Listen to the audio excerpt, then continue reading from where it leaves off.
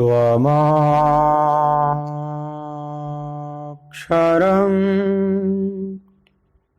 परमं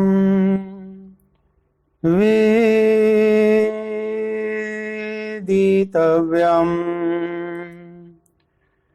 त्वमस्य विश्वस्य परं निधानं त्वमव्ययः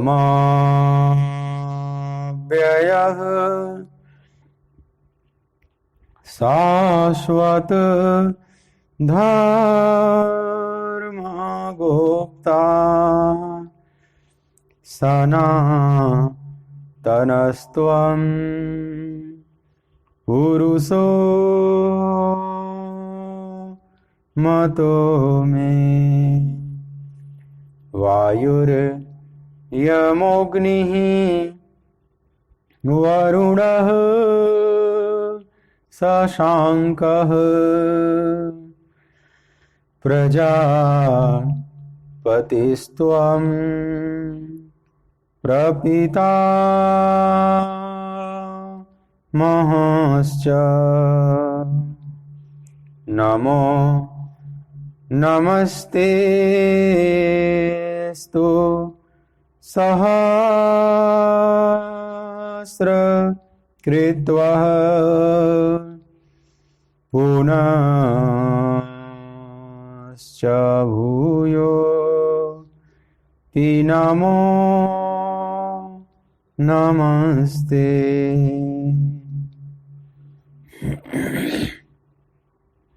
बोलिए भक्तवत्सल भगवान की जय।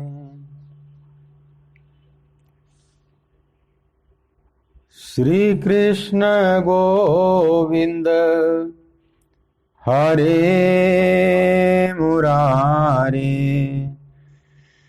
हे नाथ नारायण वासुदेवा। श्री कृष्ण गोविंद हरे मुरारे, हे नाथ नारायण वासुदेवा। श्री कृष्ण गोविंद हरे मुरारे, हे नाथ नारायण वासुदेवा।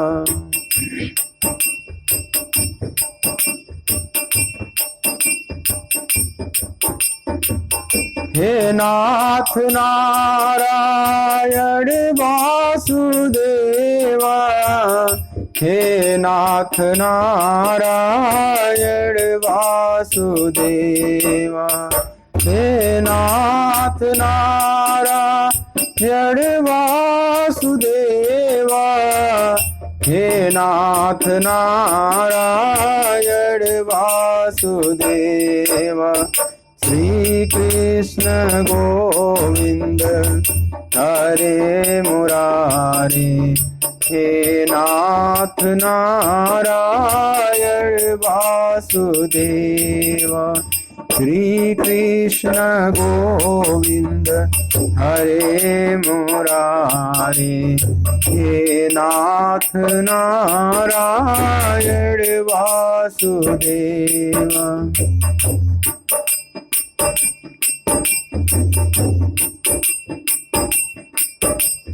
हे नाथ नारायण वासुदेवा, हे नाथ नारायण वासुदेवा।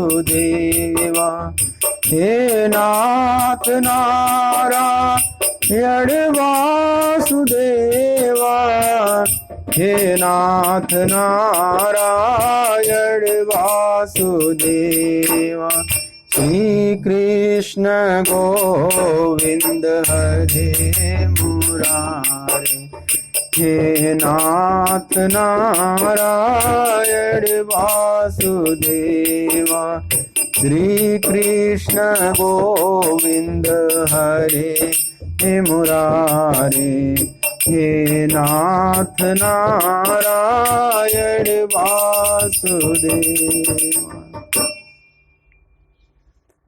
बोलिए भक्तवत्सल भगवान की जय। श्रीमद् भगवद गीता ज्ञान यज्ञ के इस मांगलिक सत्संग सत्र में मेरी तरफ से, आराधना कुंज की तरफ से, श्रीधाम वृंदावन की तरफ से आप सभी प्रभु चरण अनुरागी, भगवत कथा अनुरागी भक्त वृंदों का बहुत बहुत स्वागत है। दूसरे अध्याय का 32वां श्लोक आप देखें, 32।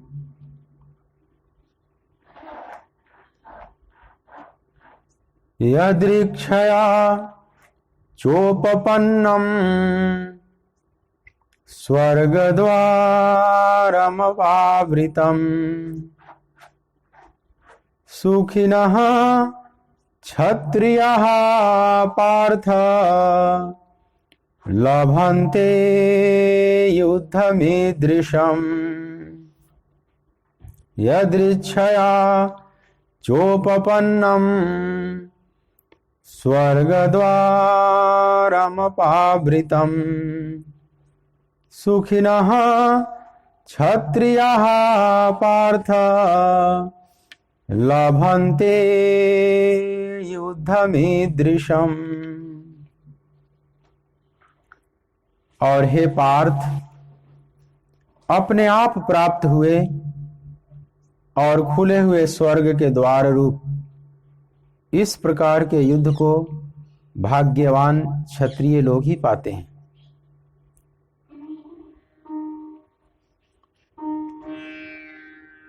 भगवान कहते हैं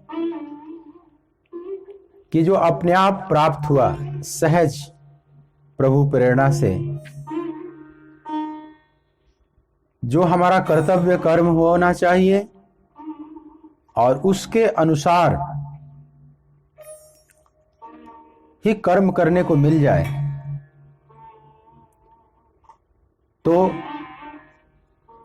वह आनंद को प्रदान करने वाला होता है, स्वर्ग को देने वाला होता है, स्वर्ग का खुला हुआ द्वार है। जैसे जो हमारा आंतरिक स्वभाव है और उसी से मिलता जुलता कर्म भी मिल गया।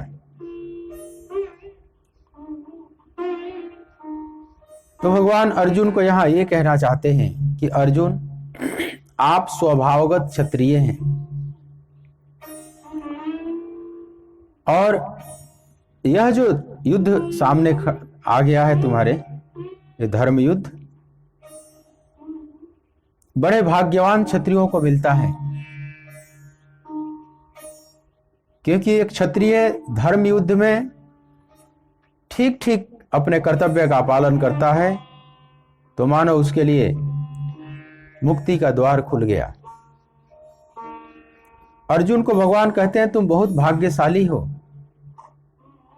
अर्जुन तो उदास खिन्न होकर बैठे हुए हैं रथ के पीछे, अत्यंत विषाद से युक्त होकर, और भगवान कहते हैं कि तू बहुत भाग्यशाली है। लेकिन अगर इस अवसर को चूक गया तो समझ लो अपने दुर्भाग्य को चुन लिया।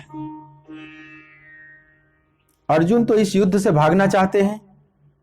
अर्जुन तो कहते हैं कि श्रेयो भोक्तुम भयक्षमपीह लोके। हे गोविंद, इस भयानक युद्ध को करने की अपेक्षा तो मैं जगत में भिक्षा मांगकर जीवन निर्वाह कर लेना श्रेष्ठ समझता हूं। मतलब अर्जुन अपने कर्तव्य पालन से भाग रहे हैं। अर्जुन को यह कर्तव्य पालन नहीं दिखाई पड़ रहा है, युद्ध उनको अकर्तव्य दिखाई पड़ रहा है। युद्ध ऐसा लग रहा है जैसे वे अधर्म का काम कर रहे हैं, पाप का काम कर रहे हैं। और भगवान यहां इस कर्म की इतनी प्रशंसा कर रहे हैं कि सुखिनः क्षत्रिय पार्थ लभन्ते युद्धमिद्धिश्रम। हे पार्थ, पुनः पार्थ संबोधन किया है भगवान ने अर्जुन के लिए। पार्थ संबोधन करते हैं तो बड़ा बहुत प्रेम पूर्ण हो जाते हैं, कुछ और भी ज्यादा प्रेम पूर्ण हो जाते हैं भगवान अर्जुन के प्रति। तो हे पार्थ, यह स्वाभाविक धर्म युद्ध तुम्हारे सामने आकर खड़ा हो गया है और तुम क्षत्रिय स्वभाव का हो, तो हर प्रकार से इस युद्ध को करना तुम्हारा धर्म है। तुम बहुत भाग्यशाली हो, भाग्यशालियों के सामने इस प्रकार का अवसर आता है और इस अवसर को जो चूक जाते हैं वे बड़े अभागे हैं।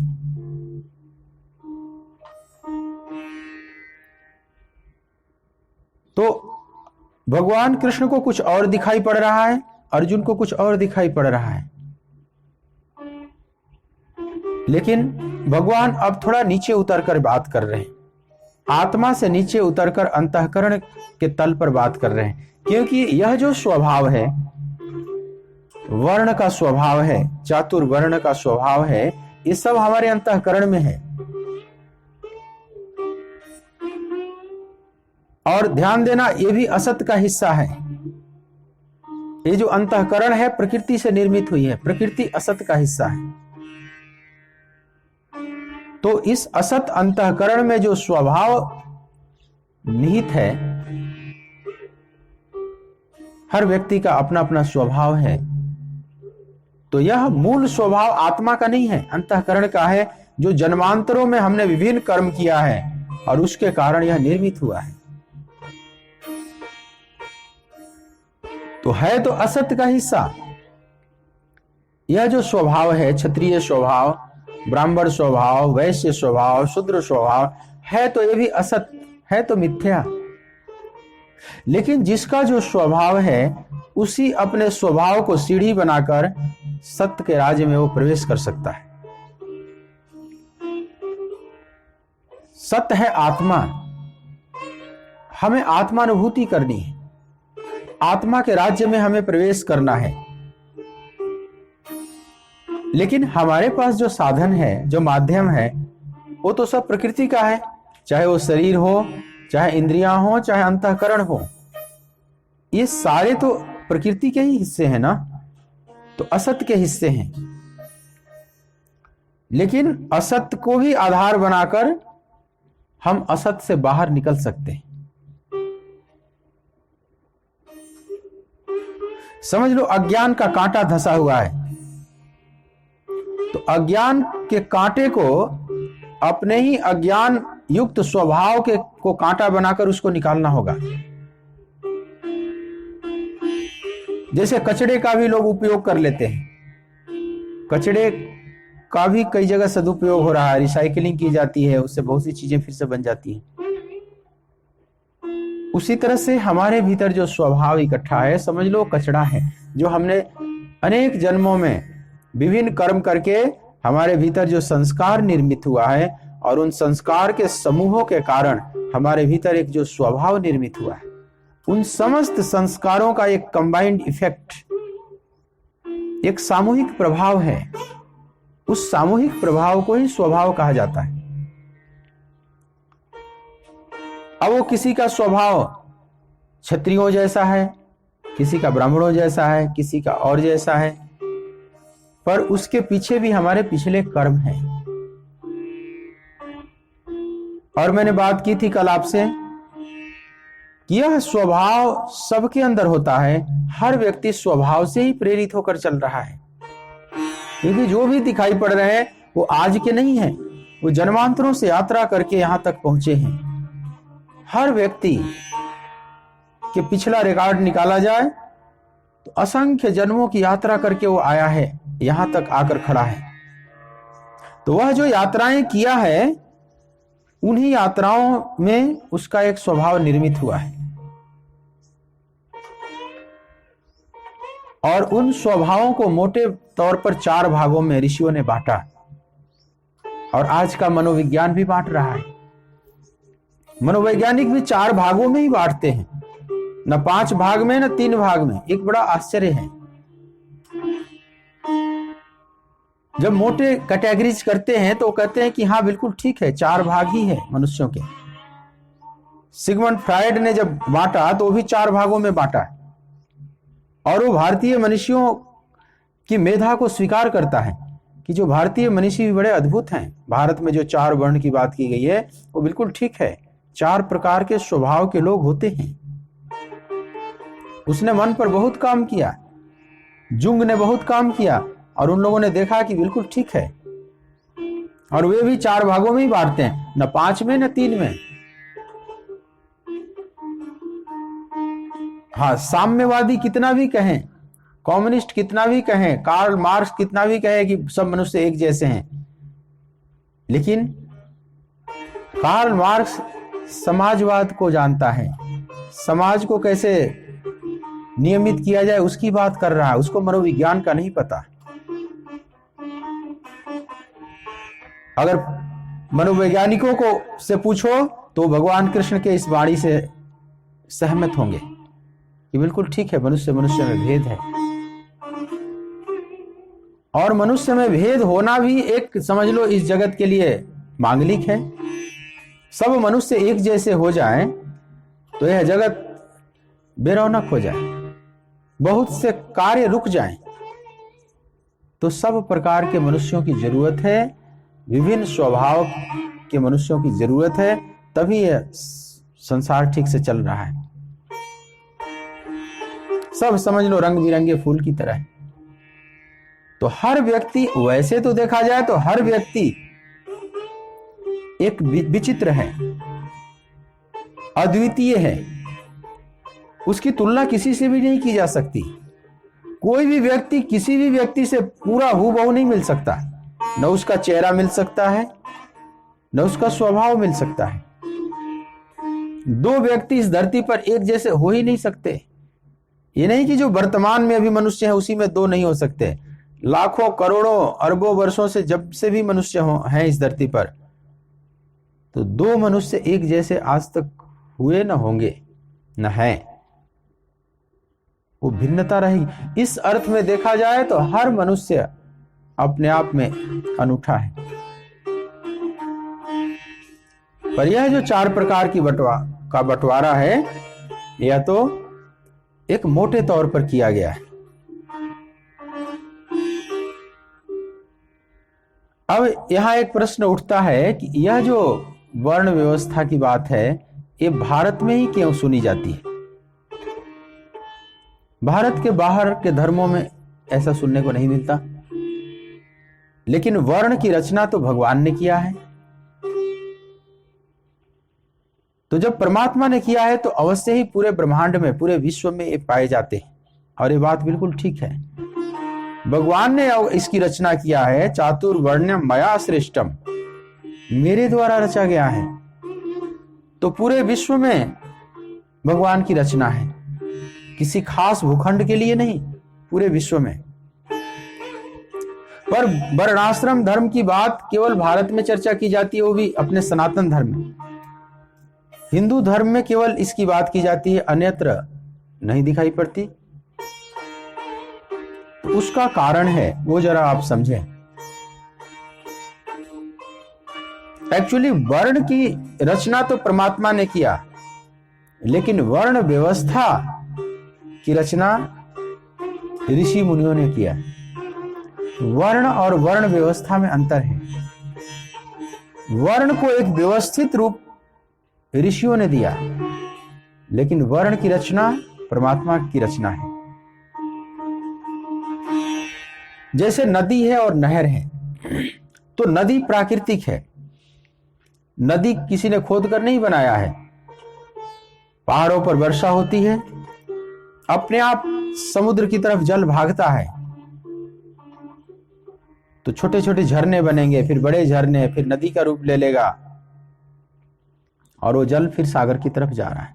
सागर से उत्पन्न हुआ जल पुनः सागर में जाता है, और जब वो नदी बनकर जाता है तो नाना प्रकार के स्रोत उसमें आकर मिल जाते हैं। तो नदी बिल्कुल प्राकृतिक है, लेकिन जो नहर है वो कृत्रिम है। नहर मनुष्य बनाता है, नदी पर बांध बांधता है, फिर उसमें से नहर निकालता है। लेकिन नहर कृत्रिम है, मानव निर्मित है, लेकिन नहर की भी बहुत उपयोगिता है। कहीं कहीं नहर बड़ा उपयोगी हो जाती है, लेकिन बिना नदी के नहर नहीं हो सकती। बिना नहर के नदी मजे से रह सकती है, कोई दिक्कत वाली बात नहीं। आप नहर बनाओ चाहे ना बनाओ, नदी अपने स्वभावगत रूप से वो बह रही है, वो समुद्र की तरफ बढ़ी चली जा रही है, समुद्र से मिलने की तरह के लिए दौड़ी चली जा रही है।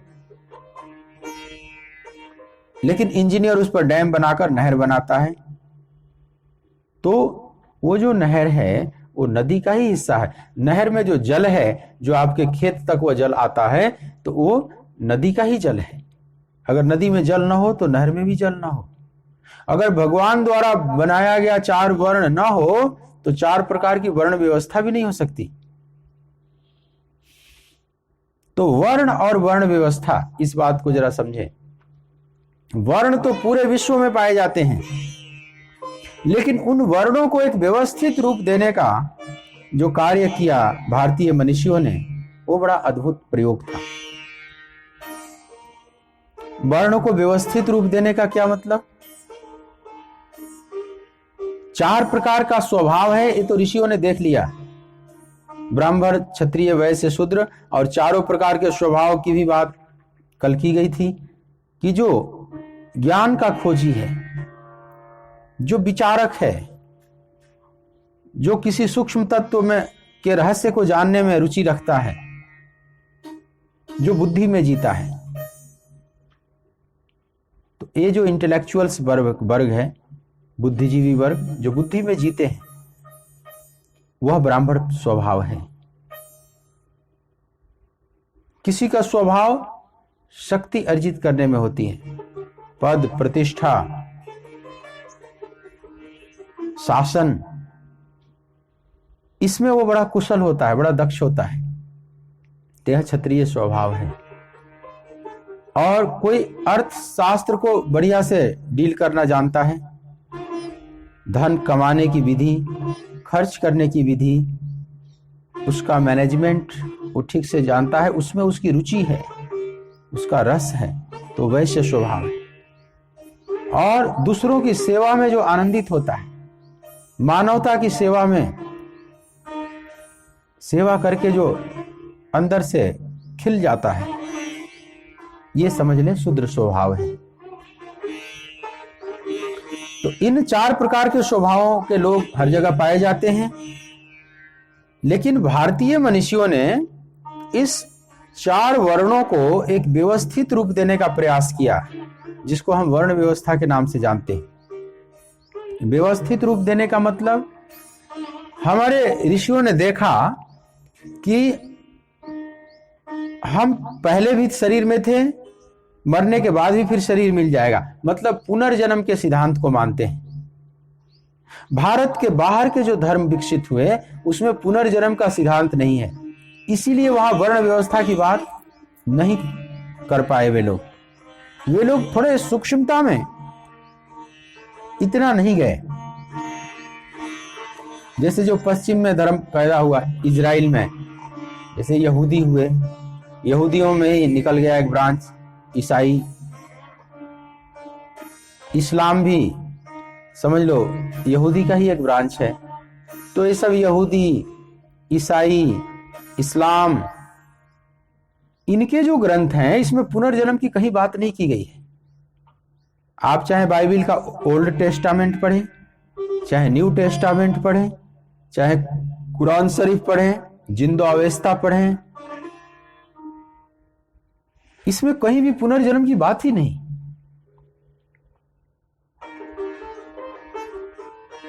और भारतीय धर्म, भारतीय सनातन धर्म से निकले हुए जितने भी धर्म हैं, जितने भी ब्रांचेज हैं, जैसे वैदिक धर्म से ही निकला हुआ जैन है, बौद्ध हैं, सिख हैं, ये सब ब्रांच हैं। इस वैदिक धर्म रूपी विशाल वट वृक्ष की ये सब शाखा प्रशाखाएं हैं, जिससे जुदा कुछ भी नहीं। तो जितने भी ब्रांचेज निकले हुए हैं वैदिक धर्म के, ये सभी पुनर्जन्म के सिद्धांत को पूरा का पूरा मानते हैं। भगवान महावीर ने जैन धर्म के जो अंतिम तीर्थंकर हुए, ये 24वें तीर्थंकर वर्धमान महावीर, ये पूरी तरह से मानते हैं पुनर्जन्म के सिद्धांत को, और इन्होंने अपने 24 जन्मों की बात बताई है। भगवान बुद्ध, सिद्धार्थ गौतम जब बुद्ध के रूप में प्रकट हुए, विकसित हुए, तो बुद्ध ज्ञान प्राप्ति के बाद अपनी जातक कथाओं को बताए हैं। मतलब 200 जन्मों की कथा, पिछले 200 जन्मों की बात बताए हैं, जिसको बौद्ध ग्रंथों में जातक कथा कही जाती है। पुनर्जन्म की बात पूरा का पूरा मानते हैं लोग। जो नानकपंथी हैं वे भी पुनर्जन्म को पूरा का पूरा मानते हैं। तो वैदिक सनातन धर्म को मानने वाले सभी पुनर्जन्म के सिद्धांत को मानते हैं, लेकिन जो यहूदी धर्म के ब्रांचेज हैं वे पुनर्जन्म की बात ही नहीं उठाते, उनके ग्रंथों में है ही नहीं। और न उठाने से बहुत सी चीजें ओझल हो गई, सूक्ष्म दर्शन प्रकट नहीं हो पाया। कुरान शरीफ हम पढ़ते हैं, देखते हैं कि पूरी एक व्यवस्था लिखी गई, जैसे मैं कोई कानून का किताब पढ़ रहा हूं, जैसे कानून का किताब है, वो भी उस समय के कबीलों का, 1400 साल पहले अरब में रह रहे कुछ कबीलों के जीने खाने की ढंग, भगवान का भजन प्रार्थना कैसे करनी चाहिए, थोड़ा उसमें वो भी ऐड है। तो खाली इस तरह से क्या करना है क्या नहीं करना है, इन्हीं बातों में पूरी शक्ति व्यय है कुरान की। आप भगवत गीता का दर्शन उसमें नहीं पाएंगे, उसमें आत्म तत्व का ज्ञान नहीं पाएंगे, उस टाइप के शब्द भी नहीं मिलेंगे। गीता की जो दार्शनिकता है वो कुरान में नहीं मिलेगी, लेकिन वहां एक व्यवस्था, जैसे आप स्मृति ग्रंथ अपने यहाँ मनुस्मृति है, पराशर स्मृति है, याज्ञवल्क्य की स्मृति है, समझ लो इसी प्रकार का कुरान शरीफ है। जैसे स्मृति ग्रंथों में लिखा हुआ है ना, ये करना है ये नहीं करना है, क्या धर्म है क्या अधर्म है, वही बातें, उसी तरह की बातें उसमें की गई। लेकिन आध्यात्मिक दर्शन क्या है, जो हमारे यहाँ गीता, उपनिषद, ब्रह्मसूत्र इत्यादि में जो बातें हैं, वो तो दूर दूर तक उसकी ध्वनि नहीं दिखाई पड़ती, सुनाई नहीं पड़ती उसमें,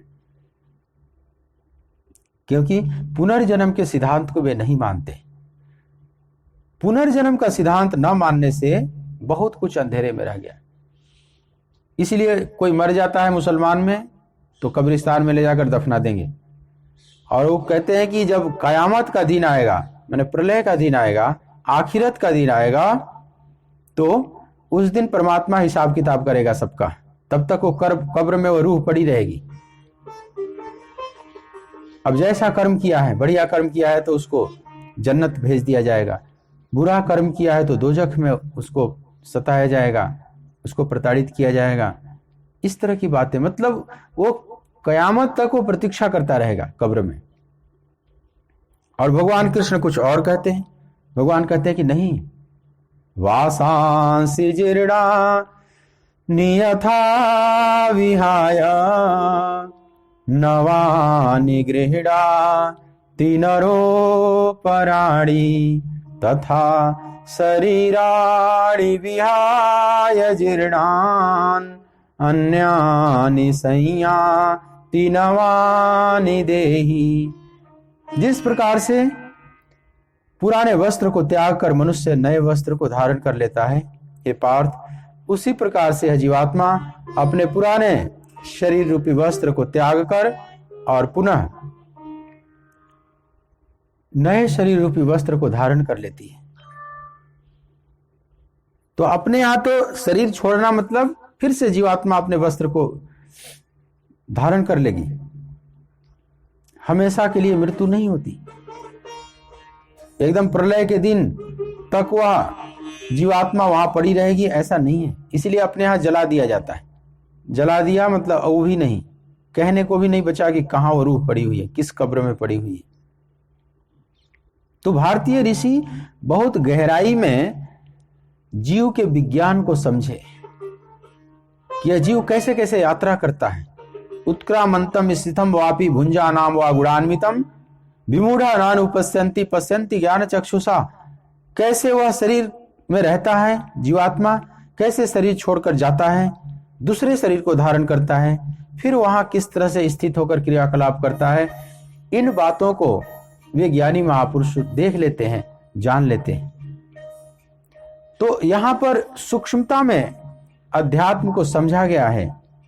तो भारतीय ऋषियों ने देखा कि हमारा पुनर्जन्म होता है। पुनरपि जननम पुनरपि मरणम पुनरपि जननी जठरे शयनम ए संसारे खलु दुस्तारे कृपया पारे पाहि मुरारे भज गोविंदम गोविंदम भज मूढ़मते।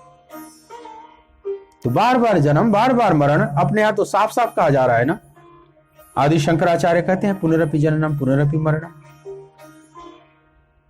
भगवत गीता में भी बार बार अनेक जन्म संसिद्धस्त तो याति पराम गति पुनर्जन्म न विद्यते बहुनाम जन्मनाम अन्ते, ये सब बात गीता में भी जगह जगह आएगी। तो पुनर्जन्म के सिद्धांत को गीता पूरी तरह से मानती। हम मानते हैं कि जैसे झूला झूलते हैं ना बच्चे, तो झूले पर चक्र की तरह होता है, फिर ऊपर से फिर नीचे, फिर मध्य में, फिर ऊपर, फिर मध्य में, फिर नीचे, मतलब घूम घूम कर फिर वहीं आ जाना होता है। तो हम मानते हैं कि यह आवागमन का चक्र जो है, इसीलिए इसका नाम दिया चक्र। इस चक्र में हम बार बार घूमते रहते हैं। जब तक मुक्ति न हो जाए तब तक आवागमन के चक्र से हम बाहर नहीं निकल सकते। तो अब ऋषियों ने सोचा कि बार बार हमारा जन्म होता है, बार बार मरण होता है, और हर मनुष्य का एक स्वभाव है। मोटे तौर पर 4 प्रकार से स्वभाव को बांटा। तो ऋषियों ने एक इन चारों वर्णों को एक व्यवस्था देने का प्रयास किया। व्यवस्था देने का मतलब, जो ब्राह्मण स्वभाव के लोग हैं, जो मस्तिष्क में जीते हैं, जो बुद्धिवादी हैं, ज्ञान की खोजी हैं, इंटेलेक्चुअल बीइंग्स जो हैं, तो समझ लें इस तरह के जो लोग हैं, इनको एक ग्रुप में डालो। इनका शादी ब्याह एक जैसे करो, माने ब्राह्मण का शादी ब्राह्मण से, ब्राह्मण के घर में ही हो, तो जो संतान आएगी उसमें संभावना ज्यादा होगी कि वो ब्राह्मण प्रकृति का ही जन्म ले बालक। क्षत्रिय स्वभाव के लोग हैं, अगर दोनों माता पिता क्षत्रिय स्वभाव के हैं तो उनके माध्यम से जो जीवात्मा आएगी वह भी क्षत्रिय स्वभाव के आने की संभावना काफी हद तक रहेगी। ऐसे ही वैश्य शूद्र जो भी चारों वर्ण हैं, 4 प्रकार के जो स्वभावगत भेद है, तो आपस में उनके शादी ब्याह इत्यादि होंगे तो उनकी जो संतान होगी उसमें अधिकांश संभावना रहेगी। कहीं कहीं भूल चूक भी हो जाती है, लेकिन अधिकांश संभावना रहेगी कि उसी प्रकृति की जीवात्मा उसमें आएगी, धारण करेगी। तो अगर मान लो माता पिता ब्राह्मण हैं और कोई ब्राह्मण चेतना उनके माध्यम से प्रकट हुई, अब वो चेतना बड़ी होगी, वो बच्चा बड़ा होगा, तो उसके लिए सुविधा होगी, जीने में सुविधा होगी, क्योंकि उसका स्वभाव जो है वही पूरे घर का स्वभाव है। घर का स्वभाव और उसका स्वभाव मैच कर गया, तो उस घर में जीने में उसको सुविधा होगी। नहीं तो मान लो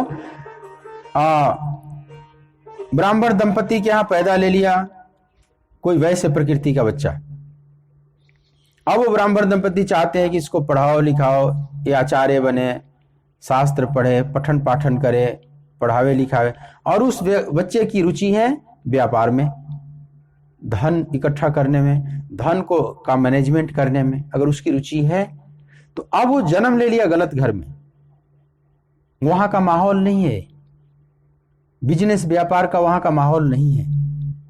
अब उसको मन नहीं लगेगा, वो बार बार बिजनेस व्यापार की तरफ भागना चाहेगा। अब माता पिता उसको कर्मकांड सिखा रहे हैं, शास्त्र अध्ययन करो, पढ़ाओ, पढ़ो, इस तरह की बात कर रहे हैं, और उसका मन व्यापार की तरफ है। तो वहां पर उसका जैसा विकास होना चाहिए वो नहीं हो पाएगा। लेकिन वही बालक अगर वैश्य घर में जन्म ले ले, जहां पूरा व्यापार का माहौल है, जहां अर्थशास्त्र का ठीक से व्यवस्था की जा रही है, चारों तरफ रिलेटिव संबंधी सभी व्यापार से जुड़े हुए हैं, तो उसको वहां आनंद आएगा और उसमें वो तेजी से आगे बढ़ेगा। लेकिन अगर मान लो वैसे प्रकृति की कोई जीवात्मा है और वो ब्राह्मण के यहां जन्म ले लिया, तो फिर उसको भी दिक्कत आएगी।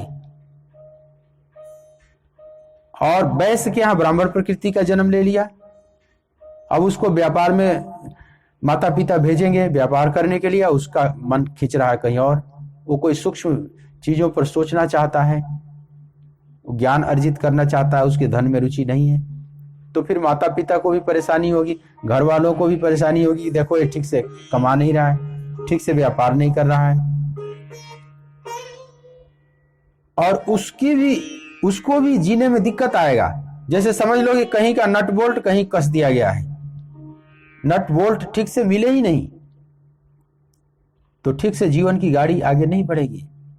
सही नट बोल्ट होना चाहिए, जो जहां का है वहां फिट करें, तभी तो जीवन की गाड़ी आगे बढ़ेगी ठीक से।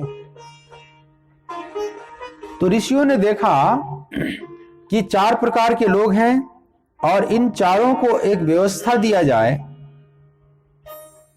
उनके शादी ब्याह उन्हीं के माहौल में हो, वैसे ही जीवात्मा पैदा होगी, तो इससे सब लोगों को जीने में सुविधा होगी। और अपने अपने स्वभाव के अनुसार कर्म जब मिल जाएगा तो भगवान की तरफ हम जल्दी जल्दी यात्रा करेंगे,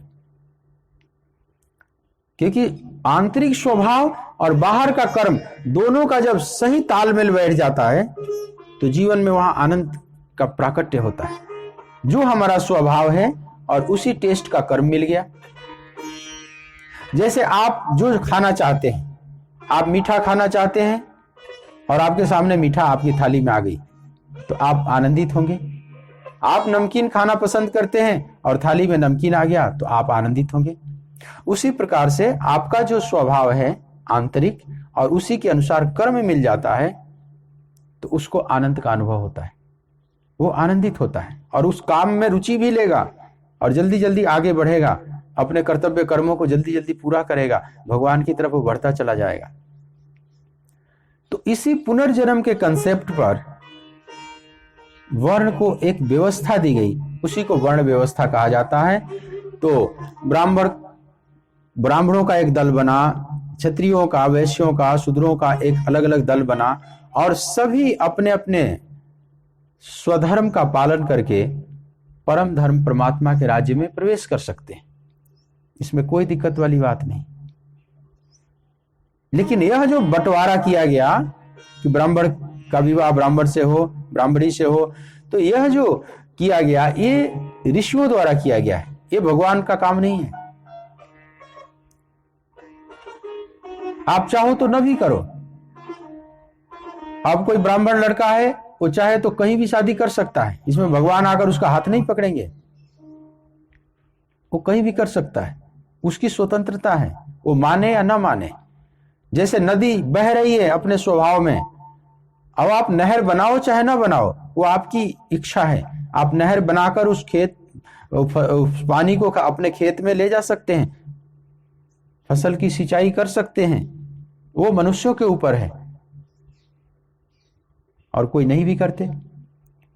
तो जो जहां के कुशल मनुष्य होते हैं, विकसित मनुष्य होते हैं, वे डैम बांधकर और उस पानी का सदुपयोग करते हैं, उसी से विद्युत उत्पन्न करते हैं, खेतों में ले जाते हैं सिंचाई करने के लिए। मतलब नदी के जल का ठीक ठीक उपयोग कर लिया गया, तो वह धन धान्य संपन्न होता है, वह राष्ट्र। उसी प्रकार से भारत जो देश है अपना, आध्यात्मिक दृष्टि से बहुत रिच हुआ। समझ लो आध्यात्मिक दृष्टि से सबसे फर्टाइल लैंड है अपना देश भारतवर्ष। क्यों? क्योंकि यहां उस वर्ण रूपी नदी को एक व्यवस्था दिया ऋषियों ने, मतलब नहर बनाया, और जो जहां का है उसको सही रूप दिया, सही व्यवस्था दिया।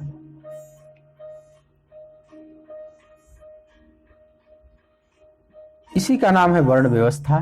लेकिन काम तो बड़ा सुंदर किया ऋषियों ने, और इसका परिणाम भी आया। चारों वर्णों से भगवान को लोग पाए, चारों वर्णों में अच्छे अच्छे संत उत्पन्न हुए। लेकिन कालांतर में, बाद में फिर भेदभाव शुरू हो गया। वर्ण में जो भेदभाव शुरू हो गया कि मैं बड़ा तुम छोटे, छुआछूत का यह जो रोग आ गया, यहीं से उपद्रव होना प्रारंभ हो गया। यहीं से यह ऋषियों द्वारा किया गया एक महान प्रयोग धीरे धीरे विकृति की तरफ बढ़ने लगा। और कोई भी बड़ा प्रयोग जब विकृति की तरफ जाने लगता है तो वह उतना ही अनिष्टकारी भी हो जाता है। जैसे एटम है, इस पर रिसर्च किए वैज्ञानिकों ने और देखा कि एटम में बहुत ऊर्जा है। अगर उस ऊर्जा को रिलीज किया जाए तो इससे बड़ा काम हो सकता है। ऊर्जा का संकट धरती से समाप्त हो जाएगा। The alternative source of energy हमें मिल जाएगी। हम विद्युत तैयार कर सकते हैं, विद्युत से अनेक सुख सुविधाओं की वस्तुएं बना सकते हैं, उपकरण बना सकते हैं। तो वैज्ञानिकों ने देखा कि ये जो एटम है, एटम के अंदर वो ऊर्जा छुपी हुई है बड़ी मात्रा में। जो इलेक्ट्रॉन घूमता रहता है नाभि के चारों तरफ, नाभि में प्रोटॉन और न्यूट्रॉन है और उसके बाहरी ऑर्बिट्स में अनेक इलेक्ट्रॉन्स चक्कर काटते रहते हैं। अलग अलग तत्वों के अलग अलग हैं, इलेक्ट्रॉन्स की संख्या अलग अलग है। अब वो जो घूम रहा है, जैसे पृथ्वी घूम रही है सूरज के चारों तरफ, तो उस सूरज और पृथ्वी के बीच में एक आकर्षण शक्ति काम कर रही है। अगर उस शक्ति को तोड़ दिया जाए तो पृथ्वी सदा के लिए सूरज से अलग हो जाए। उस शक्ति को अगर किसी तरह से निकाल दिया जाए तो जो इलेक्ट्रॉन घूम रहा है नाभि के चारों तरफ, वो एक बड़े भारी शक्ति से, उन लोगों ने सोचा कि इस ऊर्जा को निकाल दो, इलेक्ट्रॉन को बाहर कर दो और ऊर्जा को रिलीज करो। उसी को परमाणु ऊर्जा कहा जाता है। परमाणु के अंदर ऊर्जा, न्यूक्लियर, उसको फ्यूजन कहते हैं। परमाणु विघटन, नाभिकीय विघटन, नाभिक को विखंडित कर दिया गया और उसमें जो ऊर्जा कैद थी ऊर्जा मुक्त हो गई। और ऊर्जा इतनी ज्यादा है कि उससे दुनिया में ऊर्जा का संकट समाप्त हो जाए अगर ठीक ठीक उपयोग किया जाए तो। लेकिन उसी परमाणु ऊर्जा का प्रयोग बम बनाने में भी कर दिया गया। मानवता को संकट में भी डाल दिया गया। जितना लाभ हुआ उससे हानि ज्यादा हुई और आज दुनिया पूरी तरह से कांप रही है। परमाणु अप्रसार संधि, अनेक देशों में वार्ता होती है, संधियां होती हैं, एग्रीमेंट्स होते हैं कि हम इस लिमिट तक ही परमाणु का उपयोग करेंगे, इससे ज्यादा हम नहीं बनाएंगे, हम इतना बम बना सकते, इससे आगे नहीं बनाएंगे, हम परीक्षण करेंगे नहीं करें। क्यों? इतना विज्ञान ने जो खोज किया सुख सुविधा के लिए, आज मनुष्य इतना डरा हुआ क्यों है? क्योंकि वो आसुरी शक्तियों के हाथ में वह फार्मूला चला गया और आसुरी शक्तियां सदुपयोग कम करेंगी, दुरुपयोग ज्यादा करेंगी। मानवता को नष्ट करने के लिए, अपना हुकूमत करने के लिए, अपने को श्रेष्ठ सिद्ध करने के लिए उसका एक दुरुपयोग कर सकती। तो जितना सूक्ष्म प्रयोग होगा, अगर उसमें भूल हुई या गलत हाथों में वह चला गया प्रयोग, तो उतना ही बड़ा दुरुपयोग भी होगा। तो भगवान ने 4 वर्ण बनाया, मनीषियों ने उस 4 वर्ण की व्यवस्था दिया जिसको वर्ण व्यवस्था कहते हैं। लेकिन वे बड़े उदारवादी मनीषी लोग थे जिन्होंने व्यवस्था दिया। लेकिन धीरे धीरे किसी भी वर्ण में सभी ज्ञानी तो होते नहीं, ज्ञानी तो बड़े थोड़े ही होते हैं। स महात्मा सुदुर्लभ, इसी गीता में भगवान कहेंगे स महात्मा सुदुर्लभ। ठीक ठीक महात्मा मिलना तो बड़े दुर्लभ घटना है, दुर्लभ संयोग है। तो जब महात्मा के हाथ में नहीं, दुरात्मा के हाथ में समझ लीजिए, या आसुरी प्रकृति वाले लोगों के हाथ में ये वर्ण व्यवस्था लग गई, तो वहीं से उसका दुरुपयोग प्रारंभ हो गया है। अब उसमें कोई श्रेष्ठ है, कोई निकृष्ट है, और उसमें स्वाभाविक है जो बुद्धिवादी लोग हैं उन लोगों ने ज्यादा दुरुपयोग किया। जो शक्ति वाले लोग हैं, जिनके हाथ में सत्ता और शक्ति थी, उनने इसका ज्यादा दुरुपयोग किया। जिसके हाथ में धन की शक्ति है, उन्हें भी दुरुपयोग किया। और उसमें जो ऊपर के 3 वर्ण हैं वो छोटे, जो नीचे वाले को छोटा मान लिया, चौथे को छोटा मानकर उसको दबाने का प्रयास किया। उसके साथ अन्याय भी हुआ है। ये कटु सत्य, इसको स्वीकार करनी चाहिए। हमारे पूर्वजों ने यह वर्ण व्यवस्था में जाति पाति छूत का बड़ा भारी गेम खेला। हमारे और पूर्व के पूर्वजों ने इसका बड़ा सुंदर सदुपयोग किया। उन लोगों ने एक बड़ी अच्छी व्यवस्था दिया, एक बड़ा अच्छा रूप दिया, लेकिन बाद में हमारे ही पूर्वजों ने इसका दुरुपयोग भी किया और उस दुरुपयोग का दंड भी भोगना पड़ा आने वाली पीढ़ी को। आज वर्ण व्यवस्था की बात भी ठीक से कहीं करो तो लोग सोचते हैं पिछड़े दिमाग का है, या तो ये जाति पाति को मानने वाला है। तो कोई उसके पक्ष में खड़ा है, कोई उसके समर्थन में खड़ा है। जो अपने को पूज्य मानते हैं वे चाहते हैं कि ये वर्ण व्यवस्था पूरी तरह से लागू रहे। ये तो शास्त्र के अनुसार सब बात है, ये तो भगवान की व्यवस्था है। और जो नहीं मानते, जो अपने को ये मानते हैं कि मुझे दबाया गया, वे इसके विरोध में खड़े हैं। वे नहीं मानते कि भगवान का बनाया हुआ है, वे सोचते हैं कि तो स्वार्थी मनुष्यों का बनाया हुआ है। और दोनों बातें ही सत्य हैं। ये भगवान का भी बनाया हुआ है और स्वार्थी मनुष्यों का नहीं बनाया हुआ है। परमार्थी मनुष्यों द्वारा बनाया गया है वर्ण व्यवस्था, लेकिन स्वार्थी मनुष्यों द्वारा इसका दुरुपयोग हुआ है। ये बात तो है। परमार्थी महापुरुषों ने इसका सदुपयोग किया। मानवता जल्दी जल्दी आगे बढ़े, विकसित हो इसकी चेतना, इसके लिए एक सुंदर व्यवस्था दिया। और लेकिन स्वार्थी लोगों ने आकर इसका दुरुपयोग किया, सब मटिया मेट कर दिया। और जिन राष्ट्रों में वर्ण व्यवस्था नहीं है, क्योंकि वहां पुनर्जन्म नहीं जो मानते, जिन जिन धर्मों के लोग, उनके यहां वर्ण व्यवस्था नहीं है, तो आज के युग में देखा जाता है कि वे हमसे ज्यादा विकसित हो गए। हम वर्ण व्यवस्था जैसे सुंदर चीज का दुरुपयोग करके हम नीचे चले गए, हम गरीब हो गए, हम शक्तिहीन हो गए।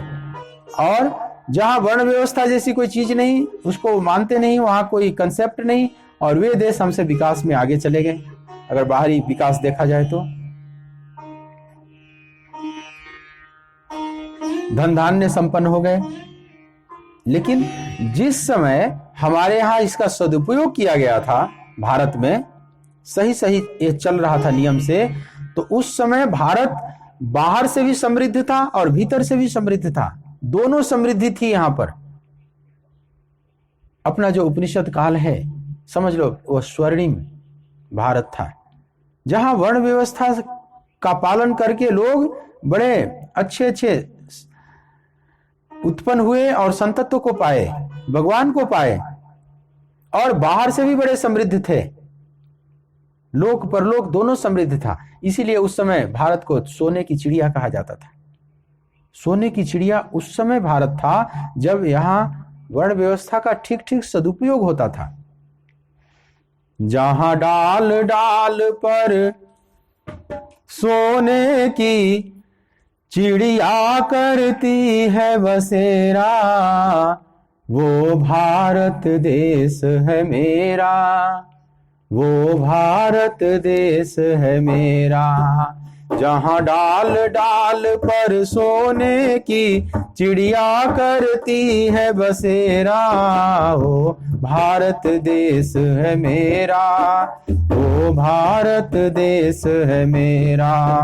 जहां सत्य अहिंसा और धर्म का पग पग लगता डेरा, वो भारत देश है मेरा, वो भारत देश है मेरा।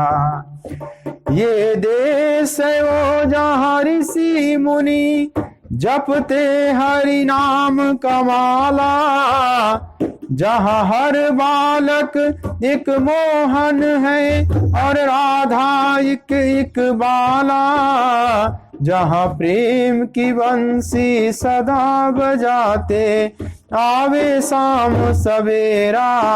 वो भारत देश है मेरा, वो भारत देश है मेरा, जहाँ सत्य अहिंसा और धर्म का पग पग लगता डेरा। वो भारत देश है मेरा, वो भारत देश है मेरा, वो भारत देश है मेरा, वो भारत देश है मेरा।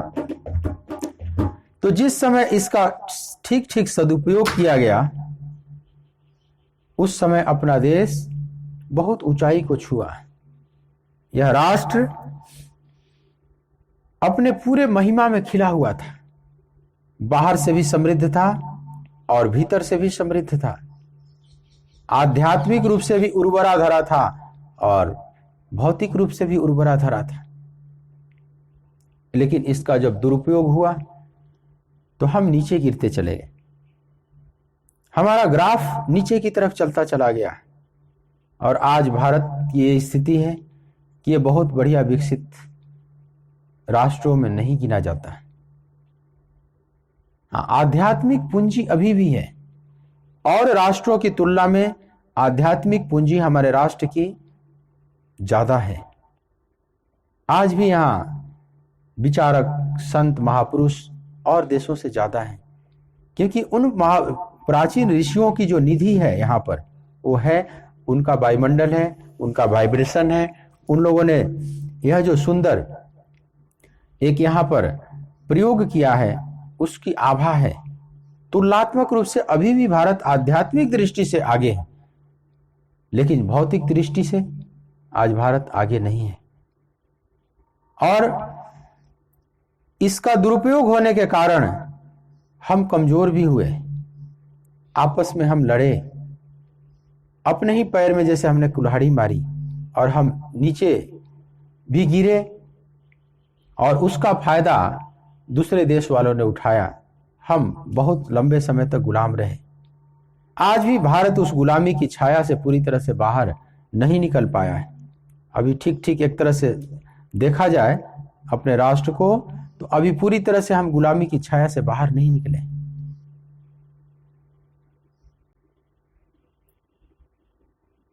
तो यहां जो भगवान अर्जुन को कहते हैं कि सुखिनः क्षत्रियाः पार्थ लभन्ते युद्ध विदृशम, हे पार्थ, बहुत जो भाग्यशाली क्षत्रिय होते हैं उन्हें इस प्रकार का धर्म युद्ध मिलता है और उस धर्म युद्ध का पालन करके वे मुक्ति को प्राप्त कर लेते हैं। स्वर्ग द्वारम अपावृतम, स्वर्ग का द्वार, आनंद का द्वार उनके लिए खुल जाता है।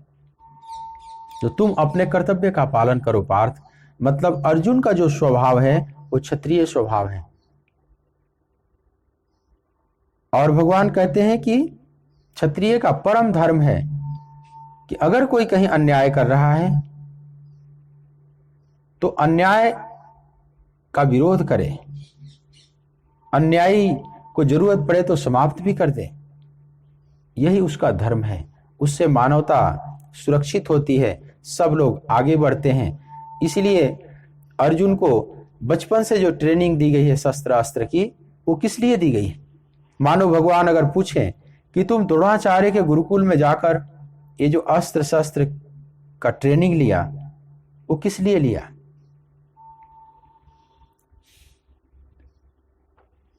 अगर तुझे शस्त्र नहीं चलाना था, आतताइयों को नहीं मारना था, तो पार्थ तुम इतने दिनों तक इस शस्त्र की ट्रेनिंग के लिए किस लिए लिए? इस शस्त्र का और उपयोग क्या हो सकता है? यही उपयोग है ना कि धर्म स्थापना के लिए तुम इन शस्त्र को उठाओ, अन्याय के खिलाफ अपने शस्त्र को उठाओ। तो अपने कर्तव्य का पालन करो पार्थ, तुम अपने क्षत्रियोचित कर्तव्य का पालन करो, क्योंकि कर्तव्य पालन में जो सुख है वो भोगों को भोगने में नहीं है। तुम यहां से भाग जाएगा अपना कर्तव्य छोड़कर, कहीं भिक्षा मांगकर जीवन निर्वाह कर लेगा, जो कि तुम्हारा स्वभाव नहीं है। अपने स्वभाव को छोड़कर जो कर्म अपनाएगा उसमें तुम सुखी नहीं रह पाएगा। तुम इसी में सुख पाएगा। अगर इस धर्म युद्ध को करता है और इसमें तुम विजय श्री दिलाता है तो तुम ठीक ठीक सुख की अनुभूति करोगे। इसलिए तुम अपने स्वभाव को समझो और अपने स्वभाव के विपरीत तुम यात्रा न करो। स्वभाव को पहचान कर और तुम कर्तव्य कर्म में लगो। इसी क्रम में भगवान, ये तो दो श्लोकों में 31वें और 32वें श्लोक में भगवान अर्जुन को यह कहना चाहते हैं कि यह जो तुम्हारे सामने अवसर प्राप्त हुआ है पार्थ, यह तुम्हारा सौभाग्य है, इसे तुझे करना चाहिए। लेकिन अब अर्जुन को एक चेतावनी देते हैं अगले श्लोक में कि यदि तू कर्तव्य पालन नहीं करता तो इसका क्या नुकसान होगा। तो 33वें श्लोक में भगवान कहते हैं, अथ चेत्वा इमं धर्म्यं संग्रामं न करिष्यसि ततः स्वधर्मं कीर्तिं च हित्वा पापमवाप्स्यसि। किंतु यदि तू इस धर्मयुक्त युद्ध को नहीं करेगा तो स्वधर्म और कीर्ति को खोकर पाप को प्राप्त होगा। भगवान यहां पर किंतु अथ शब्द से ये श्लोक प्रारंभ करते हैं। यदि तुम नहीं करता है इस धर्म युक्त युद्ध को तो तुम स्वधर्म को भी खो देगा, कीर्ति को भी खो देगा और पाप को प्राप्त होगा। भगवान इस युद्ध को धर्म युद्ध कहें, धर्म्यम संग्रामम। देखो, संग्राम से पहले शब्द है धर्मम। धर्म्यम संग्रामम न करिष्यसि, तुम धर्मयुक्त युद्ध को नहीं करेगा, क्योंकि युद्ध अधर्म युक्त भी हो सकता है, धर्मयुक्त भी हो सकता है। तो भगवान कृष्ण की दृष्टि में यह जो युद्ध है कौरव पांडव का, यह धर्मयुक्त युद्ध है, क्योंकि यह धर्म की स्थापना करने के लिए युद्ध किया जा रहा है। यह केवल भूखंड पाने के लिए नहीं हो रहा है, केवल पांडवों को अपने राज्य को पाने के लिए यह युद्ध नहीं हो रहा है। यह युद्ध धरती पर धर्म की स्थापना करने के लिए भी हो रहा है, क्योंकि यह संग्राम अगर नहीं होगा तो आतताई जिनके प्रभाव क्षेत्र में कुल राज्य आ गया है, जिनके अधिकार क्षेत्र में हस्तिनापुर इत्यादि राज्य आ चुका है, इन आतताइयों का मनोबल और बढ़ता चला जाएगा और ये आतताई अपने आतंक से पूरे धरती को भरते चले जाएंगे, पूरे धरती में तबाही मचाते चले जाएंगे। तो इन आतताइयों का अंत करने से धर्म की भी स्थापना होगी। तो भगवान की दृष्टि दोनों तरफ है, केवल कौरवों को उसका राज्य मिल जाए बस इतना ही नहीं, धरती पर धर्म की भी स्थापना हो, यह भी उद्देश्य है। क्योंकि इसी उद्देश्य की पूर्ति के लिए तो भगवान का प्राकट्य हुआ है।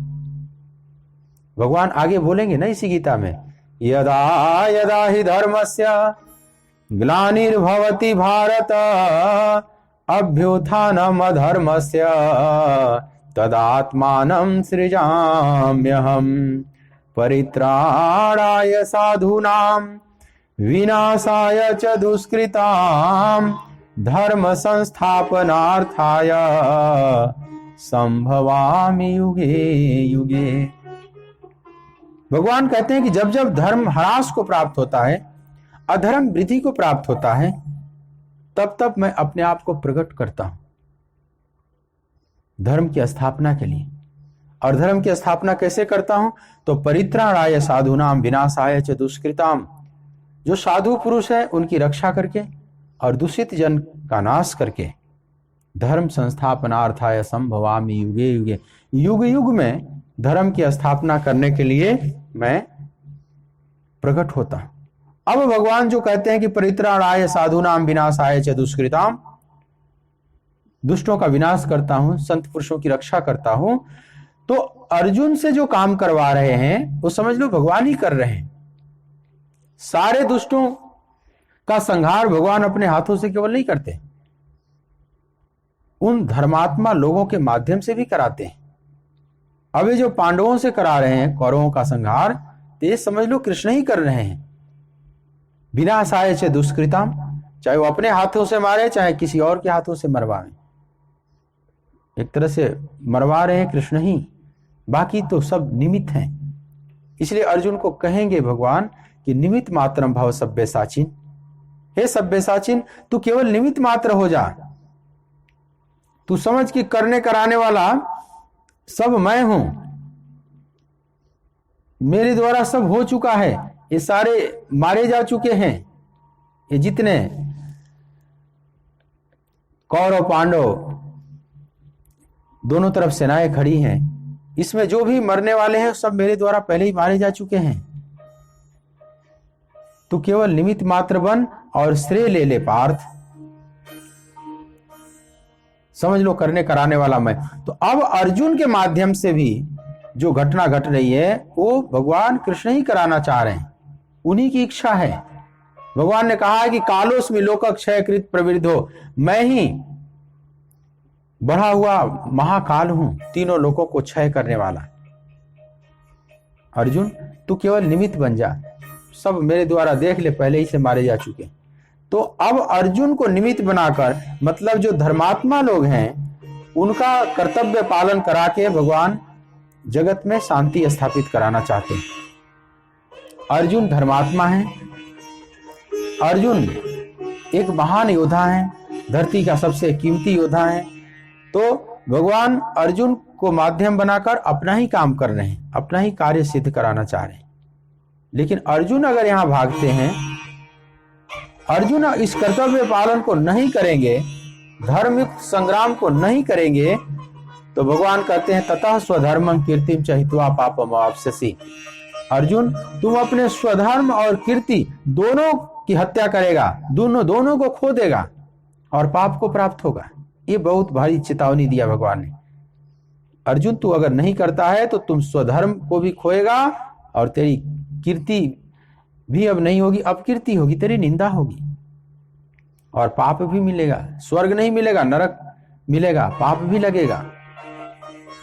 तो यह जो भगवान यहां कहते हैं कि ततः स्वधर्मम कीर्तिम च हित्वा, मतलब तुम स्वधर्म और कीर्ति को खोकर पाप को प्राप्त होगा। इसका मतलब यह जो स्वधर्म है यह खोया जा सकता है, यह जो कीर्ति है यह भी खोया जा सकता है। तो जो खोया जा सकता है वो समझ लो असत का हिस्सा है, जो सत्य है उसको नहीं खोया जा सकता। नासतो विद्यते भावो ना भावो विद्यते सतः, असत वस्तु की का अभाव की सत्ता नहीं और असत वस्तु का अभाव नहीं। सत वस्तु को आप नहीं खो सकते, वो त्रिकाल सत्य है, उसको कोई भी नहीं खो सकता। जो खोया जा सकता है वो असत है। और यहां कहते हैं तू स्वधर्म को भी खो देगा, कीर्ति को भी खो देगा। मतलब यहां जिस स्वधर्म की बात की जा रही है ये स्वभाव से उत्पन्न हुआ स्वधर्म है, ये वास्तविक स्वधर्म नहीं है, आत्मा का स्वधर्म नहीं है। जन्मांतरों में हमने जो कर्म किया है उसके द्वारा जो हमारा एक स्वभाव निर्मित हुआ है और उस स्वभाव के अनुकूल जो हमने एक अपना धर्म का मार्ग तय किया है उसको स्वधर्म कहते हैं। हर व्यक्ति का अलग अलग है, इसलिए स्वधर्म और परधर्म गीता में बात की जाएगी। स्वधर्मे निधनम श्रेयः परधर्मो भयावह, अपने धर्म में मर जाना भी श्रेष्ठ है और दूसरों के धर्म पर चलना भय को देने वाला है। तो स्वधर्म और परधर्म का मतलब कोई हिंदू धर्म, मुस्लिम धर्म, ईसाई धर्म ऐसा नहीं समझना चाहिए। स्वधर्म का मतलब हमारे स्वभाव के अनुसार जो धर्म है, हमारे स्वभाव के अनुसार शास्त्रों में जो निर्धारित किया गया है कर्तव्य कर्म, उसको स्वधर्म कहते हैं। तो स्वभाव चूंकि असत का हिस्सा है तो यह स्वधर्म भी असत का ही हिस्सा है, लेकिन इस स्वधर्म भले ही असत का हिस्सा है, इसका पालन करके, इसका आधार लेकर हम संसार को पार कर सकते हैं। जैसे आप नौका का सहारा लेकर नदी को पार कर जाते हैं, लेकिन नौका वो नदी में ही रहती है। जिस नदी को आप पार करते हैं नौका सदा उसी में रहती है, उसी में तैरती रहती है, लेकिन फिर भी वो नदी को पार करा देती है। एक बड़ी विचित्र बात है। हम नदी के इससे उस पार जाना चाहते हैं और वो जो उसी के संपर्क में नौका है और उसी से पार करा देती है। लेकिन फिर भी नौका की गति उससे आगे नहीं है। नौका एक तरह से नदी का ही हिस्सा है। वो सूखे स्थल पर नौका नहीं चल सकती, वो जल में ही चलेगी। जल और उसका नित्य संयोग है। उसी तरह से हमारा स्वभाव और हमारा स्वधर्म दोनों का एक संयोग है। तो स्वभाव समझ लो नदी की तरह है, या संसार नदी की तरह है, तो जो उसमें स्वधर्म है वो नौका की तरह है। तो स्वधर्म रूपी नौका में बैठकर संसार रूपी नदी को हम पार कर जाते हैं। लेकिन जब नदी को पार कर जाते हैं तो जैसे नौका को छोड़ दिया जाता है, ऐसे ही इस स्वधर्म को भी छोड़ दिया जाता है। और फिर जो आत्मा का मूल धर्म है, जो परम धर्म है, वो हमारे पास केवल शेष रह जाता है। तो जाना है परम धर्म में, परम धर्म जो परमात्मा है उसमें प्रवेश करना है, लेकिन स्वधर्म रूपी नौका का आश्रय लेकर। लेकिन ये है असत का हिस्सा। जैसे नदी में नौका बह भी जाती है कई बार, अगर लंगर डाल के न रखें, नौका को बांध कर न रखें तो नौका बह भी जाएगी। उसी तरह से अगर हम अपने कर्तव्य पालन ठीक से न करें तो हमारा यह स्वधर्म खो भी जाता है। तो ही इसीलिए भगवान कहते हैं ततः स्वधर्मम कीर्तिम च हित्वा पापम वाप्स्यसि। तुम अपने स्वधर्म को खो देगा, क्योंकि ये स्वभाव से उत्पन्न हुआ है। तुम चाहो तो इसको पालन न भी करो। इतनी स्वतंत्रता है जीव की, ये अपने स्वभाव के अनुसार धर्म का पालन करे या न करे, दोनों उसकी स्वतंत्रता है। तो अपने स्वभाव से उत्पन्न जो धर्म है उसका पालन करना चाहिए हर मनुष्य को, और अपने स्वभाव को समझने का प्रयास करना चाहिए बारीकी से कि मेरा मूल स्वभाव क्या है। अपने भीतर झांक कर देखना चाहिए कि मेरा मूल स्वभाव क्या है, और उसके अनुसार हमारा कर्म। अब हम ब्राह्मण है कि क्षत्रिय है, वैश्य है, शूद्र है, ये ठीक ठीक नहीं कहा जा सकता, क्योंकि अब वो जो महाप्रयोग मनुष्यों ने किया था, वो समझ लो नदी बांध कर जो नहर बनाया था वो नहर टूट फूट गई है।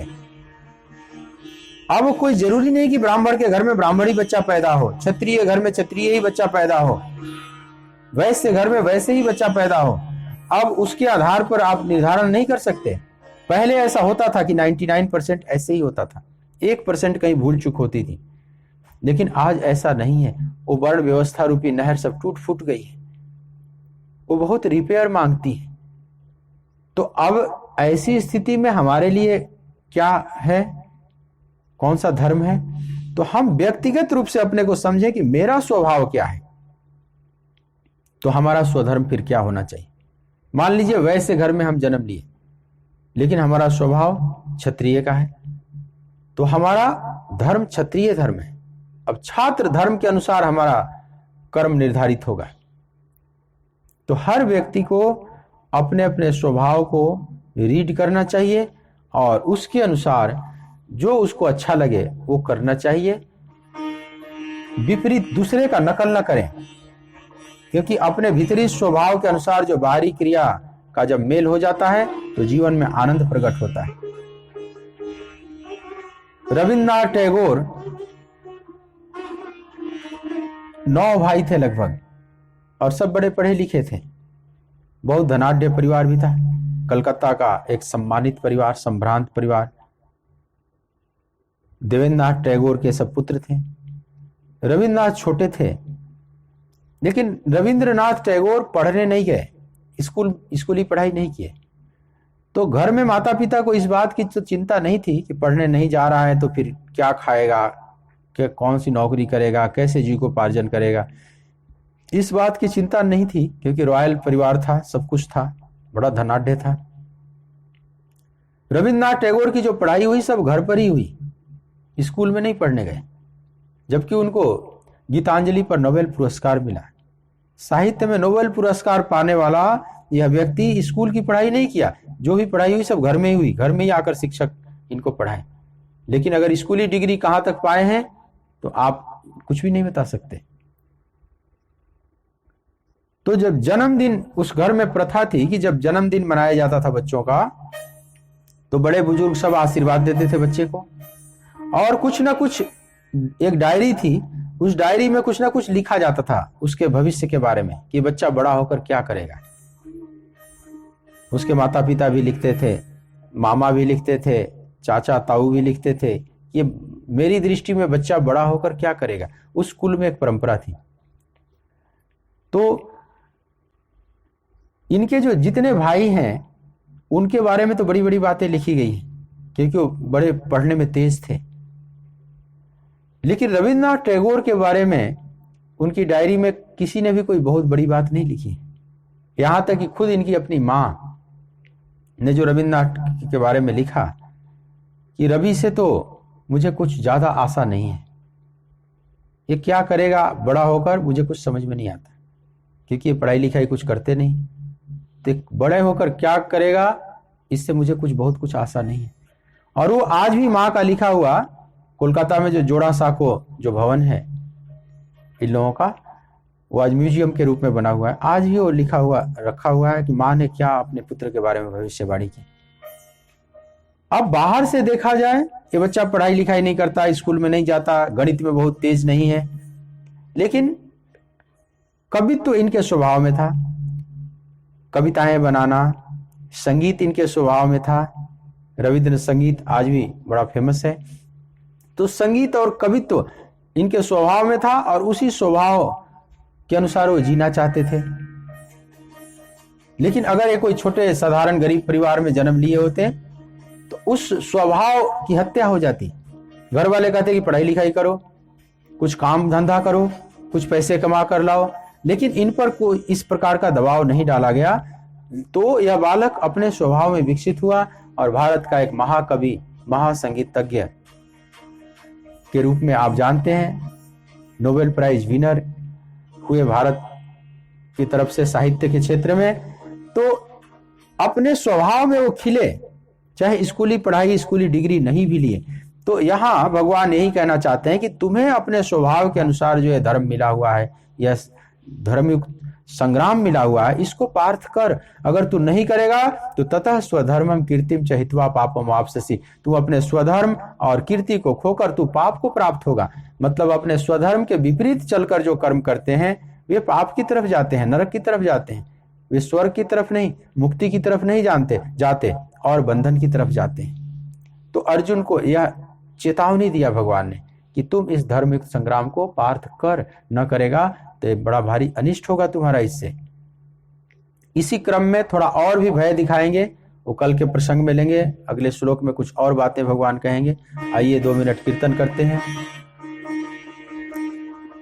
कृष्ण गोविंद गोविंद हे गोपाल नंदलाल, कृष्ण गोविंद गोविंद हे गोपाल नंदलाल, कृष्ण गोविंद गोविंद हे गोपाल नंदलाल, कृष्ण गोविंद गोविंद हे गोपाल नंदलाल, कृष्ण गोविंद गोविंद हे गोपाल नंदलाल, कृष्ण गोविंद गोविंद हे गोपाल नंदलाल, हे गोपाल नंदलाल, हे गोपाल नंदलाल, गोपाल नंदलाल, हे गोपाल नंदलाल,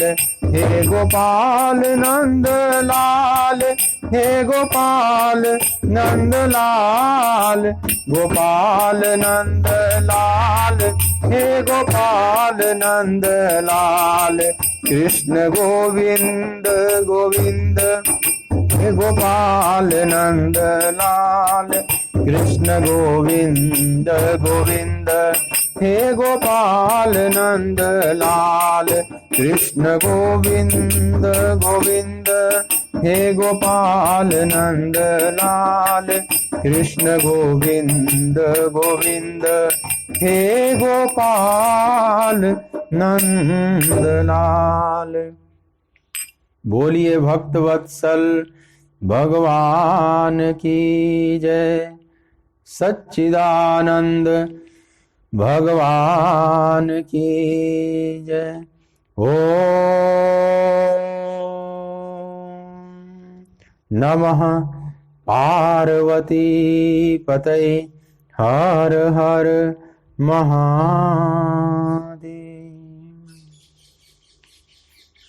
जय श्री कृष्ण, जय श्री कृष्ण, जय श्री कृष्ण। मंगलमस्तु मंगलम। जय श्री कृष्ण, जय श्री कृष्ण, जय श्री कृष्ण, जय श्री कृष्ण, जय श्री कृष्ण, जय श्री कृष्ण, जय श्री कृष्ण, जय श्री कृष्ण, जय श्री कृष्ण, जय श्री कृष्ण।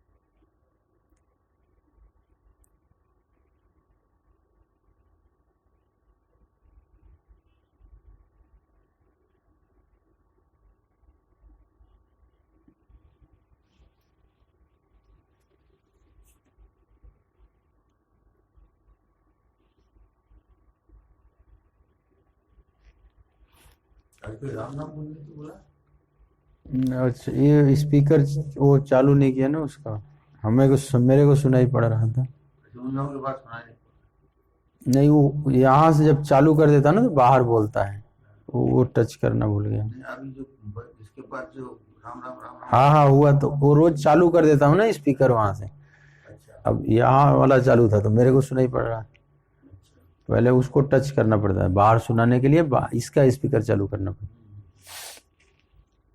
मतलब ये लोग राम राम किए सब। हाँ हाँ कर रहे हैं, मैं किया ना, ऐसे राम राम सब कर रहे थे।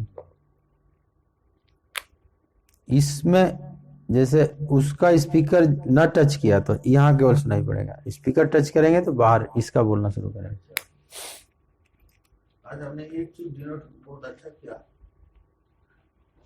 वो है मतलब बहुत लोगों का कल्याण हो जाएगा इसमें।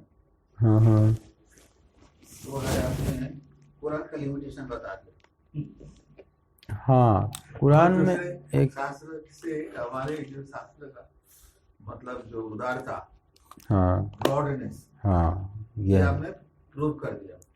हाँ जो तो लेक्चर जो है ना करते नहीं है हाँ वो इस चीज को, मतलब लेक्चर तो सब कोई देते हैं लेकिन लेक्चर की जो दिशा है कुछ रहता है, जिसमें आपने उनको वो किया।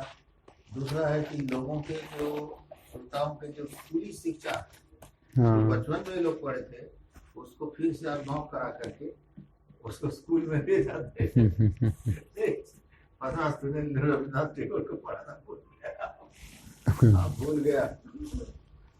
रविंद्र के बारे में लिखा है, उनकी माँ ने ही खुद लिखा, इससे तो हमें कोई उम्मीद है नहीं, क्या करेगा, पढ़ाई लिखाई करता नहीं, स्कूल जाता। सौदों को प्रतिष्ठा करने के लिए वो बच्चों के स्वाभाविक विकास को मतलब शामिल लाने के लिए हाँ मैंने उसका मनोवि पढ़ाई की कोई जरूरत भी नहीं है। लता मंगेशकर स्कूल में कहाँ गई?